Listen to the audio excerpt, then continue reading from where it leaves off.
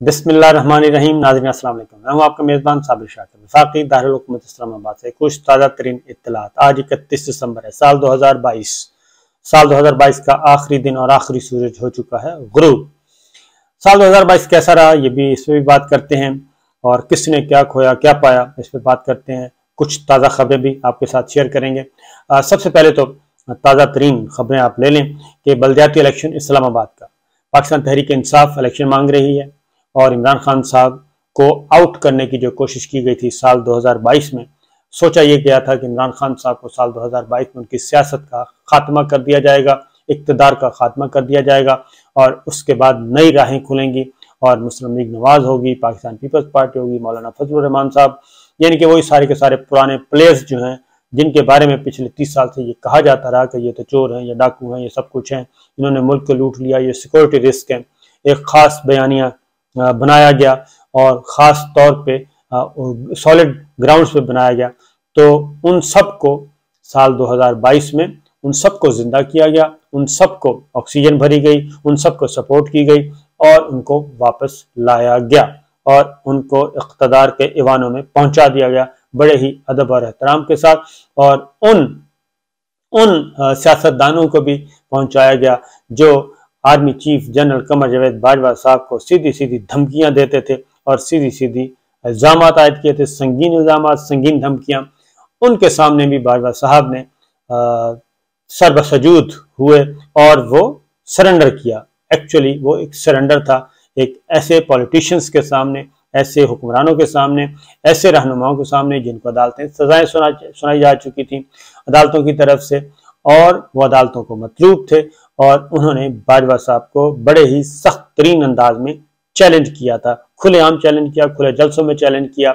लेकिन बाजवा साहब उनके सामने सरेंडर कर गए और उनको वापस इक़्तिदार में लाके बिठा दिया। ये हम नहीं कह रहे, बल्कि बहुत सारे सियासी रहनुमा कह रहे हैं, और वो रहनुमा कह रहे हैं जो इस वक्त हुक्मरान इत्तेहाद में शामिल हैं, वो पाकिस्तान मुस्लिम लीग नवाज के वुज़रा हों, पाकिस्तान पीपल्स पार्टी के वुज़रा हों, मौलाना फजलुर रहमान साहब हों, बिलावल भुट्टो हों, खुरम दस्तगीर हों, मुस्तफ़ा नवाज खोखर हों, बड़े बड़े रहनुमा जो हैं वो ये कह रहे हैं कि जनाब ये सब कुछ बाजवा साहब ने किया, और अदम इत्मीनान की तहरीक को कामयाब करवाने के लिए बाजवा साहब ने अहम तरीन किरदार अदा किया। ये सोचा तो ये गया था कि इमरान खान साहब को आउट कर दिया जाएगा, इमरान खान साहब का इक़्तिदार खत्म होगा, शहबाज शरीफ साहब वज़ीर आज़म बनेंगे, और उसके बाद बाजवा साहब की एक्सटेंशन हो जाएगी। बाजवा साहब ने एक्सटेंशन लेनी थी, हर सूरत में लेनी थी। अगर एक्सटेंशन नहीं होनी थी तो आउट ऑफ द बॉक्स माशाल्लाह भी लग सकता था। ये सारा माहौल भी बनाया गया, लेकिन ये सारी की सारी एफर्ट जो है वो नाकाम हो गई, और ये नाकाम की पॉलिटिकल प्लेयर्स ने मिलके और इंस्टीट्यूशन ने ये ख्वाहिश, ये कोशिश, ये प्लान नाकाम बना दिया और बाजवा साहब को रुखसत होना पड़ा। बाजवा साहब ने इस साल क्या हासिल किया? बाजवा साहब बड़े ही उनकी इज्जत और एहतराम और उनकी कद्र मंजरत और उनका कद काट बहुत बढ़ चुका था, क्योंकि 2019 में वो 2016 में वो आर्मी चीफ बने थे, और 16 से 19 तक उनका पहला टेन्योर था, 19 से 22 नवंबर तक उनका दूसरा टेन्योर था। नवाज शरीफ साहब ने भी उनको अपॉइंट किया, first time, second time appoint किया इमरान खान साहब ने, लेकिन उन्होंने दोनों के साथ ही नहीं बनाई। पहले नवाज शरीफ साहब से बिगाड़ी, फिर इमरान खान साहब से बिगाड़ी, और पहले नवाज शरीफ साहब को आउट किया, फिर इमरान खान साहब को आउट किया, और उसके बाद शहबाज शरीफ साहब के सामने कुर्रा फाल निकाला, और जब कुर्रा उनके साथ उनके नाम निकला तो प्लान ये था कि मैं नवंबर में भी कंटिन्यू करूंगा। बहुत ज़्यादा कोशिश की गई, बहुत ज़्यादा प्लानिंग की गई, सब कुछ किया गया, लेकिन ये कोशिश कामयाब ना हो सकी। और बाजवा साहब इस दौरान 9 अप्रैल 2022 से लेके 31 दिसंबर तक अपनी कद्र मंजिलत बहुत हद तक, बल्कि काफ़ी हद तक खो चुके थे। और 29 नवंबर को जब उन्होंने छड़ी हवाले की जनरल आसिम मुनीर साहब के, तो उस वक्त उनकी मकबूलियत, उनकी शोहरत खाक में मिल चुकी थी, और वो उस हालत तक पहुंच चुके थे कि अब वो मार्केट्स में, बाज़ारों में आम शहरी की तरह नहीं जा सकते, बल्कि सिक्योरिटी के साथ उनको जाना पड़ता है। फिर उन पे संगीन तरीन इल्जाम आयद किए, क्योंकि वो करप्शन के खिलाफ वो कैंपेन चला रहे थे। और 2016 में वो आए और उसके बाद पनामा उनका पहला टेस्ट केस था। पनामा में वो गैर जानिबदार रहे और नवाज शरीफ साहब, इसहाक डार साहब ने उनको कहा भी, लेकिन कोई मदद नहीं की। और ब्रिगेडियर MI, ब्रिगेडियर ISI को उन्होंने बिल्कुल कुछ नहीं कहा। लेकिन उसके बाद फिर हालात बिगड़ते बिगड़ते साल 2022 में उन्हें वापस उन्हीं लोगों के साथ सुलह करनी पड़ी और उन्हीं लोगों को के सामने झुकना पड़ा और उनको इख्तदार में लाना पड़ा। और इसको रिजीम चेंज का नाम दिया गया। और रिजीम चेंज और उसके रिजीम चेंज का नाम इसलिए दिया गया कि एक साइफर आया था, एक मरासला आया और मरासला में जो कुछ लिखा हुआ था वो एक सीगा राज है। लेकिन अब वो कोई सीगा राज रहा नहीं, ओपन एंड शट केस है। सबको पता है कि उसमें क्या लिखा हुआ था, क्या नहीं था, क्योंकि वो एक से ज्यादा नहीं बल्कि अब तो 20 लोग उसको पढ़ चुके हैं और पढ़कर आगे बता चुके हैं। तो मरासला ने सारी की सारी जो बाजवा साहब का जो गेम प्लान था, मरासला नैरेटिव ने वो सारे का सारा हवा में उड़ा दिया। और उसके बाद तहरीके अदम एतमाद जो समझी जा रही थी कि आइन और कानून के मुताबिक है, जमहूरी तरीके से आ रही है, उसके गुब्बारे से हवा निकली और तहरीके अदम एतमाद कन्वर्ट हुई रिजीम चेंज के नैरेटिव में। और रिजीम चेंज के नैरेटिव ने बाजवा साहब का सत्यानाश कर दिया। और फिर बाजवा साहब अपना वकार, अपनी इज्जत और अपनी ताकत जो है उसको न बचा सके। उन्होंने आखिरी दिनों में अपने बेदरेग ताकत का बेदरेग इस्तेमाल भी किया और हुकूमत उनके साथ रही और हुकूमत ने भी कोई रोक टोक नहीं की।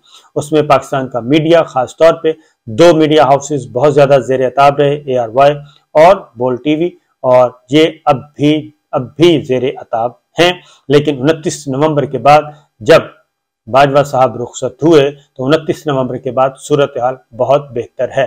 तो बाजवा साहब के लिए तो ये साल बिल्कुल इंतहाई खराब रहा और जो कुछ उन्होंने नेकनामी कमाई थी वो सारी की सारी नेकनामी खाक में मिल गई।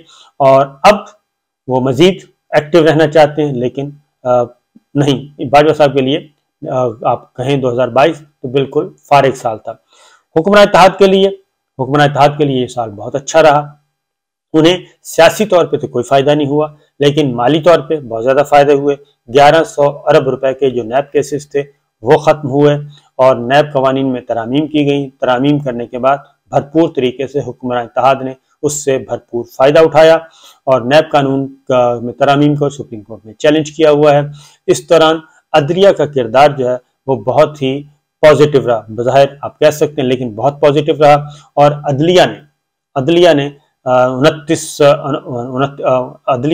9 अप्रैल 9 और 10 अप्रैल की दरमियानी शब, जो कि मार्शल लॉ लगने का इम्कान मौजूद था, वो नहीं लगने दिया और एक सेफ्टी वॉल्व के तौर पे काम किया।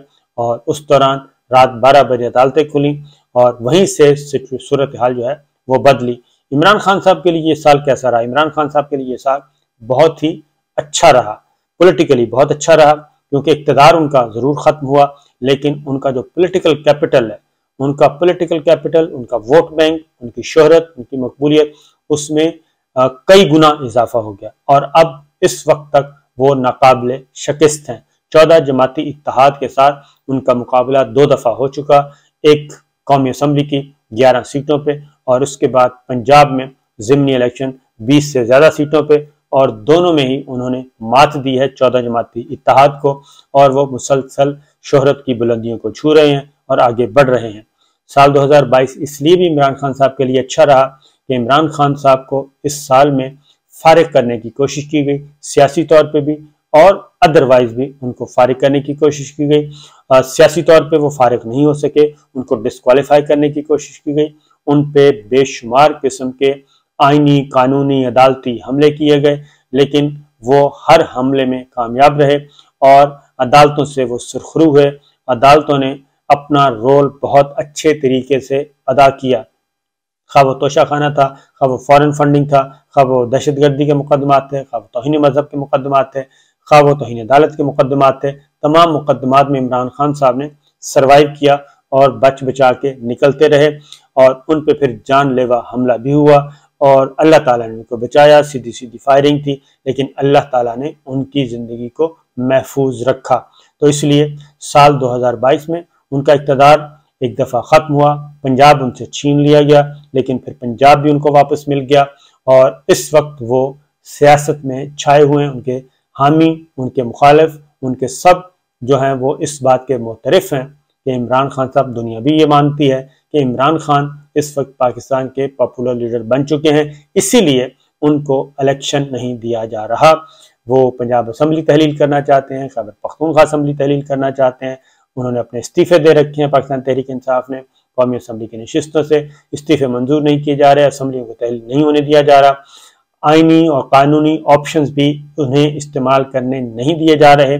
तो सूरत हाल यह है कि हर तरीके से पूरे का पूरा सिस्टम उनको अपोज कर रहा है, लेकिन पाकिस्तान के अवाम जो हैं वो उनके साथ हैं और अब तक उनके साथ उनको भरपूर साथ दे रहे हैं। आखिरी बलदियाती इलेक्शन होना था, बलदियाती इलेक्शन इस्लामाबाद का, वहाँ से भी हुकूमत ने राह फरार इख्तियार किया। इलेक्शन कमीशन ऑफ पाकिस्तान के लिए भी ये साल इंतहाई बदनामी का रहा और इलेक्शन कमीशन ऑफ पाकिस्तान पे ये छाप मुकम्मल तौर पे रही और आखिरी दिन तक ये बरकरार रही कि वो इंडिपेंडेंट नहीं बल्कि वो एंटी पाकिस्तान तहरीक इंसाफ है और वो मुस्लिम लीग नवाज, पीपल्स पार्टी, हुकूमत इत्तेहाद उनके साथ जुड़ा हुआ है और वही कुछ हो रहा है जो हुकूमत चाहती है। इलेक्शन इस सारे क्राइसिस में अगर बुनियादी किरदार देखा जाए साल 2022 में, जो पाकिस्तान जिस तबाही के दहाने पर पहुंच चुका है, पाकिस्तान के ज़र मुबादला के ज़खायर गिर कर 5 अरब डॉलर तक, 5 कुछ अरब डॉलर तक आ गए हैं और दिसंबर में ये थे 24 अरब डॉलर मजमूई तौर पे। 24 अरब डॉलर थे दिसंबर 2021 में और दिसंबर 2022 में ये रह गए हैं 11 अरब डॉलर। इनमें से स्टेट बैंक के 5 कुछ हैं और 5 कुछ ही हैं आपके कमर्शियल बैंकों के, मिला के 11 अरब डॉलर हैं, जबकि स्टेट बैंक में सिर्फ 5.5 अरब डॉलर पड़ा है और ये 24 अरब डॉलर से नीचे आया, 19 अरब डॉलर से नीचे आया है। मजमूई तौर पर 24 अरब डॉलर से 11 अरब डॉलर पे आ गया और स्टेट बैंक का अगर आप देखें तो 19 अरब डॉलर पे 5 अरब डॉलर पे आ गया है।